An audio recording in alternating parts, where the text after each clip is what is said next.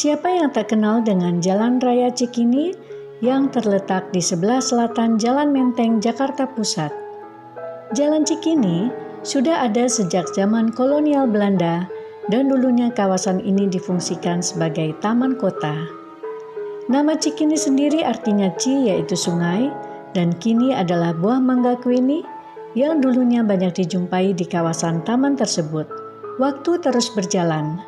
Cikini yang semula menjadi kawasan taman kota, kini berubah fungsinya menjadi kawasan bisnis dan hiburan.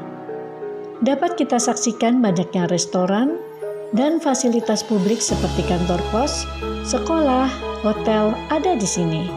Meskipun demikian, bangunan-bangunan lama dan nama Cikini tetap dipertahankan. Bahkan ada salah satu kafe menggunakan nama ejaan lama Cikini sebagai nama dagang usahanya, agar pengunjung yang datang ke kafe tersebut dapat bernostalgia sambil mencicipi kopi dan menu lainnya.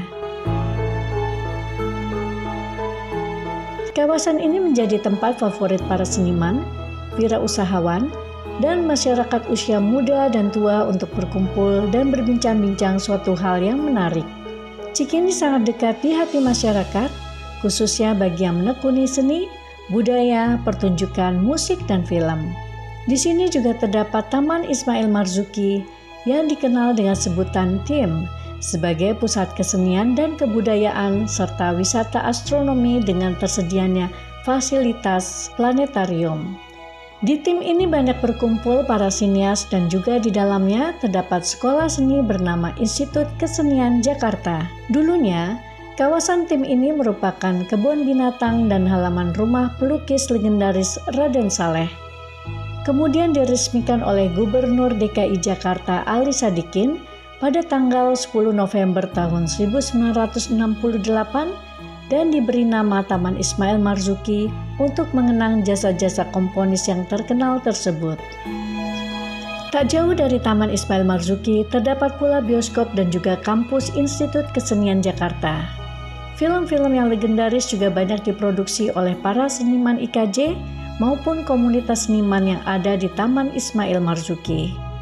Lahirnya bioskop-bioskop Indonesia juga didukung oleh para produser, pengusaha, dan juga pelaku seni yang berasal dari kampus tersebut maupun sanggar-sanggar di sekitarnya.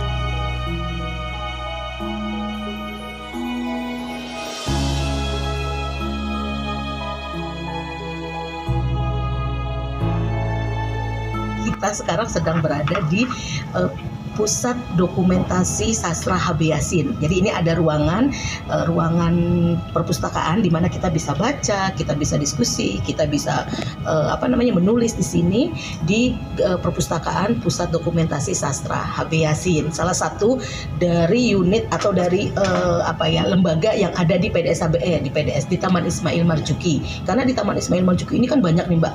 Ada planetarium, ada gedung pertunjukan teater, ada juga perpustakaan, ada juga ruang latihan gitu ya.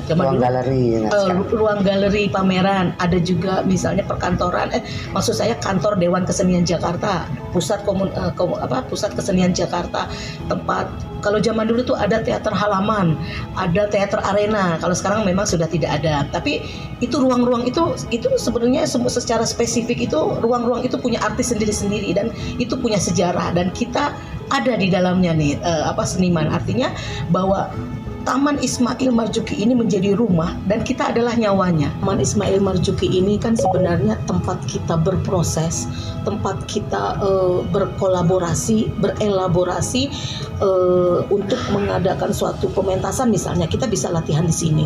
Jadi ini fungsinya udah bukan lagi hanya tempat pementasan, tapi menjadi rumah kita, rumah seniman. Nah ini adalah menjadi sebuah tempat di mana saya belajar. Kenapa saya bilang ini tempat belajar? Karena ketika saya menonton teater teman-teman itu ada banyak pesan yang saya serap, ada banyak peristiwa yang saya serap, ada banyak pertunjukan yang dimana di dalamnya itu penuh dengan pembelajaran dan pengendapan untuk proses saya sendiri nantinya. Sehingga pada saat saya proses lagi, semua informasi yang saya dapatkan dari tim ini, baik itu berupa pertunjukan, baik itu berupa diskusi, baik itu berupa pameran, itu semuanya masuk ke dalam diri saya, diendap dan menjadi keluar lagi menjadi sebuah karya? Ya, dulu ada istilah di mana seorang pemain teater itu sebelum bermain atau pentas di tempat pertunjukan Geraha Bakti Budaya Taman Ismail Marzuki, kalau kita belum pentas di situ, kita itu belum sah, belum afdol sebagai pemain teater. Jadi bersyukurnya saya sudah 3 kali perform di situ 2016. Tapi dulu muda, dari zaman SMP, SMA itu suka nonton ke bioskop XX1 yang di sini karena tempatnya itu asik. Jadi kita parkir, set langsung bioskopnya gitu kan. Kalau sekarang ini kan banyak lebih bioskop itu ke mall dulu, biasa buildingnya itu langsung sama mall ya, ke mall dulu. Jadi kalau pasti muda-mudi orang zaman-zaman pacaran itu kan lebih enak yang langsung gitu kan. Oke, itu masa lalunya lah ya. Tapi ketika sekarang aku ada beberapa di dunia film layar lebar atau film-film pendek, memang berhubungan sekali ilmunya dari teater. Karena walaupun aku baru dari 2016, hanya beberapa teater lah ya baru aku tekuni. Dan bersyukurnya sebelum gedung Bakti Budaya itu GBB yang biasa kita sikat di jadi baru, sekarang ini baru. Dulu ada apa ya, setiap pemain teater tuh dibilang kayak lo kalau belum pentas di GBB lo belum sah jadi pemain teater. Dan saya bersyukur sudah 2 kali sebelum dihancurkan dan diganti baru.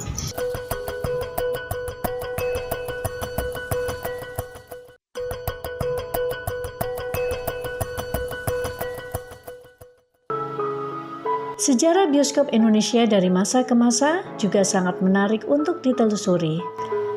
Beberapa bioskop dengan bangunan lama di Cikini ini bernama Bioskop Metropol Jakarta.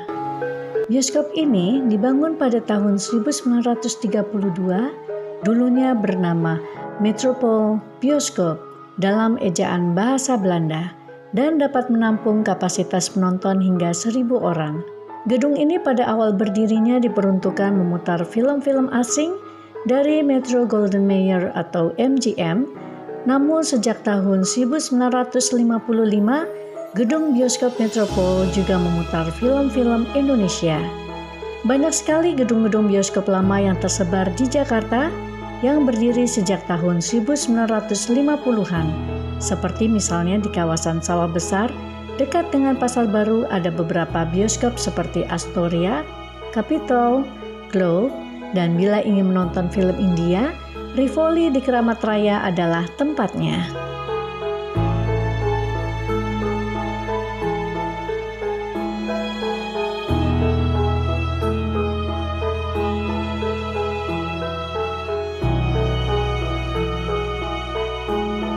Kamera, speed. Action. Bioskop Indonesia kini sudah jauh lebih modern dan film-film Indonesia selalu bersaing dengan film-film asing untuk mendapatkan pasar penonton. Meskipun bioskop Indonesia masih terbatas untuk menjangkau film-film lokal dari Sabang hingga Merauke, namun peminat film Indonesia semakin meningkat.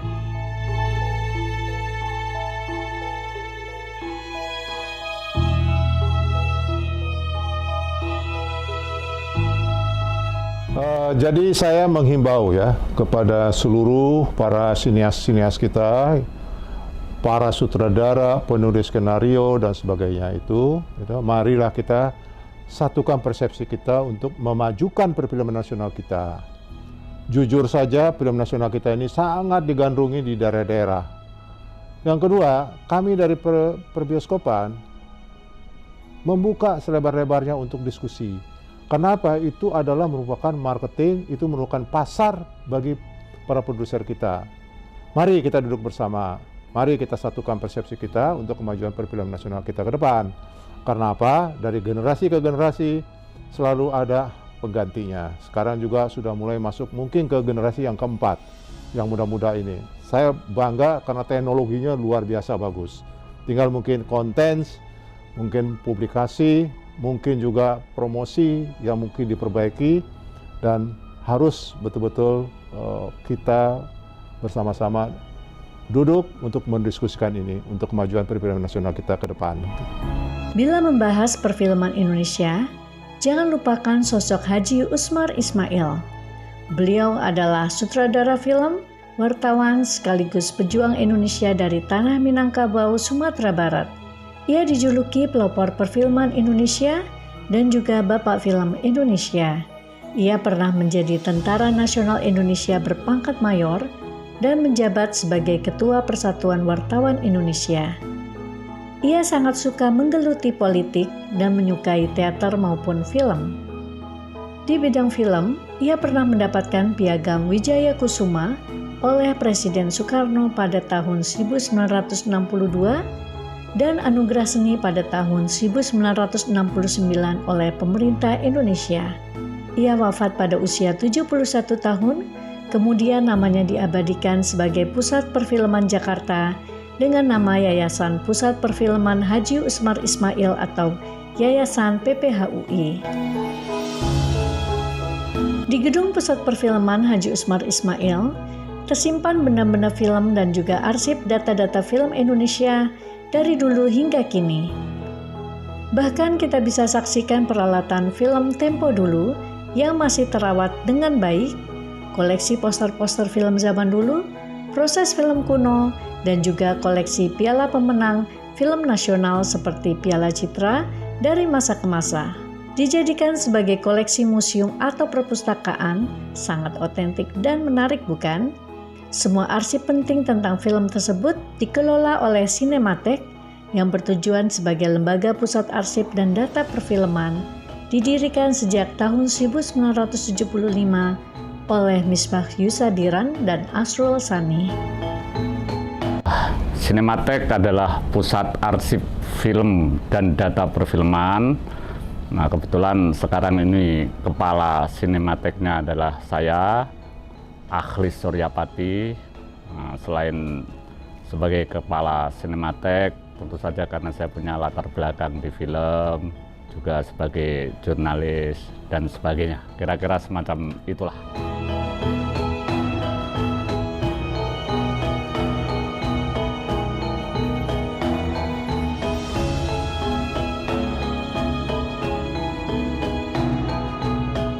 Cinematheque ini menyimpan arsip perfilman, ya, bukan hanya arsip film. Perfilman itu adalah seluruh kegiatan yang berkaitan dengan film, ya.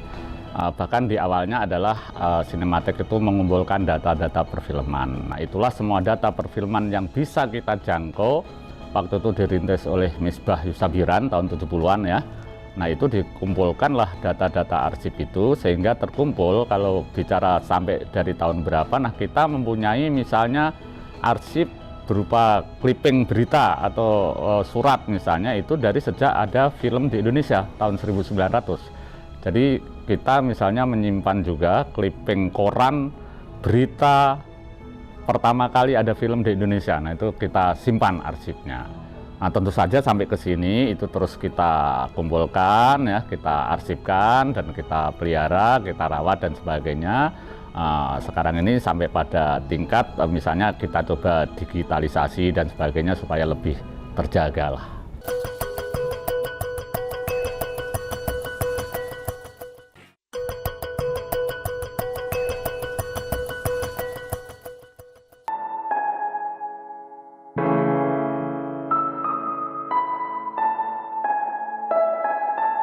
Ya, Cinematheque itu adalah pusat arsip film dan data, ya, yang swasta mandiri, artinya sendiri. Nah, sejak tahun 95 itu berada di bawah Yayasan Pusat Perfilman Haji Usmar Ismail. Yayasan Pusat Perfilman Haji Ismail mengelola Cinematheque ini, tentulah itu yang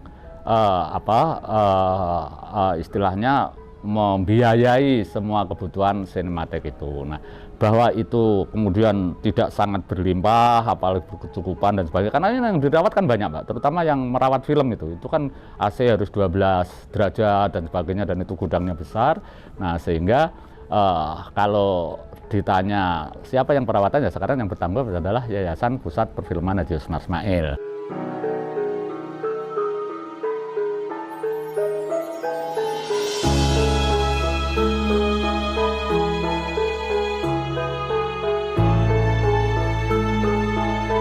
sekarang sumber dana untuk perawatan itu ya dari itu, plus kalau Cinematheque menyelenggarakan kegiatan-kegiatan program lalu ada sisa-sisa sedikit, misalnya dari donasi orang yang tadi menitipkan film apa dan sebagainya, itulah yang diperuntukkan untuk merawat film, merawat peralatan, merawat data dan sebagainya. Di gedung Yayasan PPH UI ini, selain terdapat arsip dan data film, terdapat pula sekolah film dan juga organisasi-organisasi bidang perfilman tumbuh dan berkembang untuk mensukseskan film nasional. Yang membuat menarik, di sini kita juga bisa lihat beragam poster film klasik Indonesia, sejak masa poster berupa lukisan hingga beralih dengan fotografi. Kini, poster tersebut sudah diproduksi untuk dipindahkan ke dalam bentuk file digital.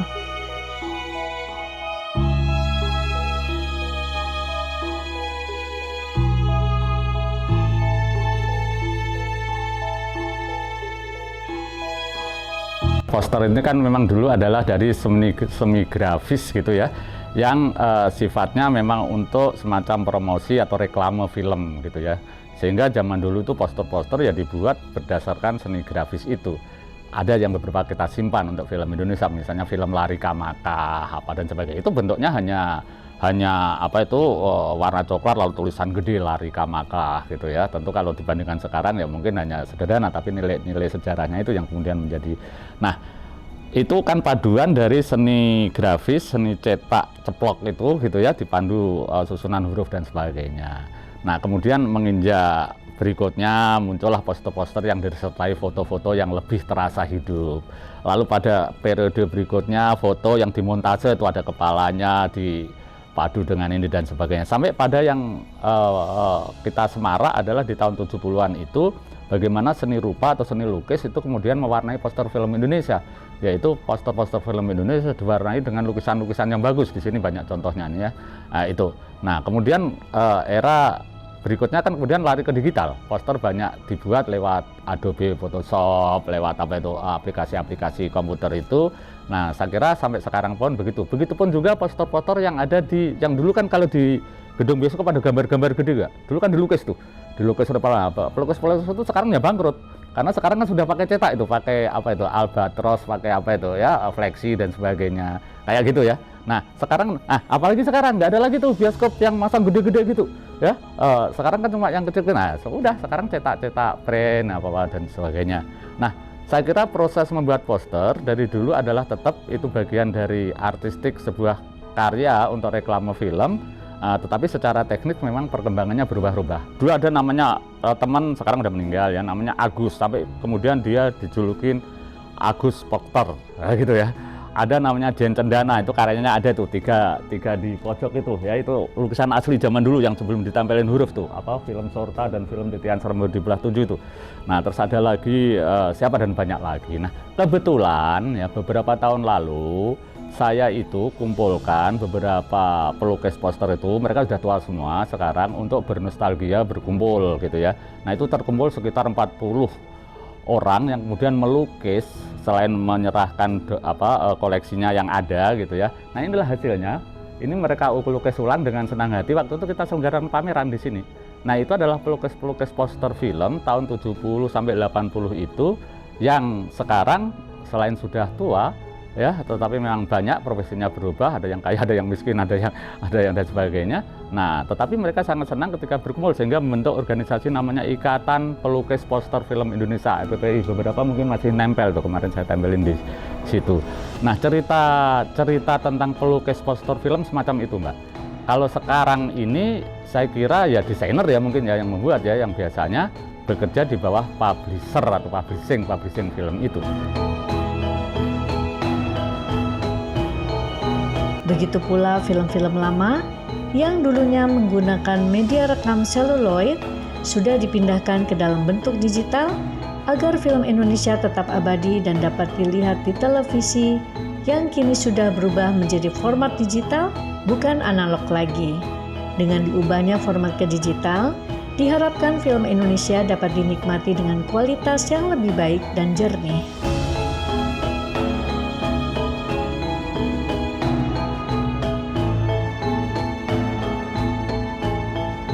Nah, baru tahun 73 ya itu muncul ide untuk menamakan piala di dalam FFI namanya Piala Citra. Nah itu dari berbagai, tentu dari masyarakat film ya, mereka rapat dan sebagainya.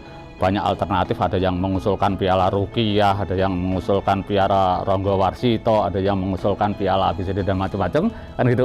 Nah kemudian terpilihlah Piala Citra. Nah kemudian waktu itu karena pemerintah sangat care terhadap masalah ini, sehingga yang memutuskan untuk menetapkan Piala FFI namanya Piala Citra itu presiden, ya kan, putuskanlah. Sehingga sejak tahun itulah FFI 73-an itu FFI nama pialanya adalah Piala Citra. Nah, Citra ini diambil dari filmnya Usmar Ismail, dari sajaknya Usmar Ismail, dari cerpennya Usmar Ismail, juga dari lagu.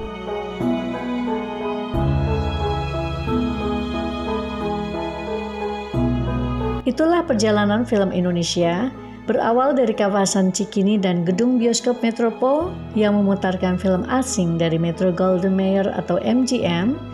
Kini film Indonesia makin bangkit dengan didukung berbagai fasilitas, diantaranya ada di Taman Ismail Marzuki, Gedung Pusat Perfilman Haji Usmar Ismail, dan bioskop-bioskop lama yang masih eksis memutarkan film modern, maupun bioskop-bioskop modern yang kini sudah menjamur di lokasi pertokoan ataupun mall.